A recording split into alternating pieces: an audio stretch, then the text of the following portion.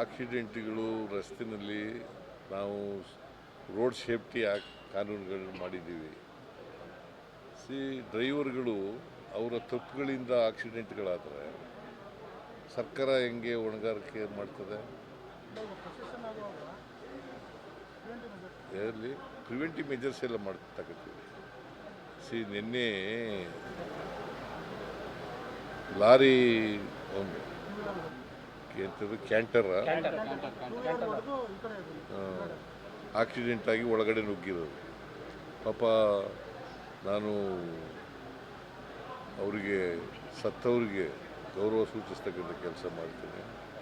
ಅವರು ಕುಟುಂಬದ ವರ್ಗದವರಿಗೆ ಅವರು ಸಾವಿನ ದುಃಖ ಬರೆಸ್ತಕ್ಕಂಥ ಕೆಲಸ. ನಾನು ಎಲ್ಲ ಕೃಷ್ಣ ಬೈರೇಗೌಡನಿಗೆ ಬೆಳಗ್ಗೆ ಹೋಗಿ ಅವನ್ನೆಲ್ಲ ಭೇಟಿ ಮಾಡಿ ಪರಿಹಾರ ಘೋಷಣೆ ಮಾಡುವಂತ ಹೇಳಿದ್ದೇನೆ. Krishna Byregowda district incharge minister ಅವ್ರಿಗೆ ಹೋಗಿ ಹೇಳಿದ್ದೆ. ಅವ್ರು ಹೋಗಿ ಮಾಡಿದ್ದಾರೆ. 5 ಲಕ್ಷ ಮಾಡಿದ್ದಾರೆ, ಬಟ್ ಬಿಜೆಪಿ 10 ಲಕ್ಷ ಆಗಬೇಕು ಅಂತ ಕೇಳ್ತಾ ಇದ್ದಾರೆ.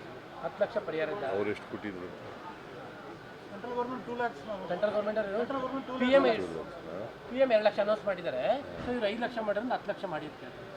ಸರಿಯಪ್ಪ, ಇವ್ರ ಕಾಲದ ಅಧಿಕಾರದಲ್ಲಿ ಇದ್ರಲ್ಲ, ಹಾಗೆ ಎಷ್ಟು ಮಾಡಿದ್ರು ಕೇಳ್ದೇನಪ್ಪ ಅದನ್ನ? ಮತ್ತೆ ಮಾಡಿಲ್ವಲ್ಲ ಅವರು. ಹೆಚ್ಚಾಗಿ ಕೊಟ್ಟಿದ್ರೆ ಪರವಾಗಿಲ್ಲ ಅಂತ ಅನ್ಬೋದಾಗಿತ್ತು. ಪರಿಹಾರ ಕೊಡೋದು ಅವ್ರನ್ನ ಸತ್ತದವ್ರಿಗೆ ನಾವು ವಾಪಸ್ ತರ್ತೀವಿ ಅಥವಾ ಅದಕ್ಕೆ ಪರಿಹಾರ ಅಂತ ಅಲ್ಲ. ಇದು